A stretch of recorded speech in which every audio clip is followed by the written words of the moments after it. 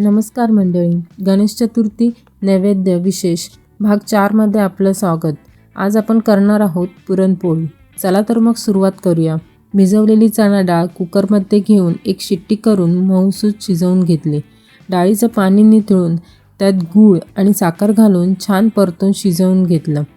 जसजसं गूळ घट्ट होईल तसतसं पुरण शिजत जाईल। आता त्यात वेलची, जायफळ आणि 1 चमचा तूप घालून छान परतून घेतलं।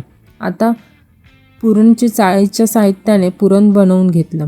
त्यानंतर 1 वाटी गव्हाचं पीठ, 1 वाटी मैदा, चवीनुसार मीठ घालून पीठ घट्टसर मळून घेतलं। पिठाला तेलाचा हात लावून त्यात पाणी घालून 1 तासासाठी भिजत ठेवलं। नंतर ते पाणी काढून परत पीठ व्यवस्थित छान मऊसर मळून घेतलं। आता पुरणाचे गोळे करून त्यात हलक्या हाताने पुरण घेऊन पुरणपोळी छान लाटून घेतली आणि गरम तव्यावर दोन्ही साईडने तूप घालून खरपूस भाजून घेतली। तयार आहे आपली पुरणपोळी।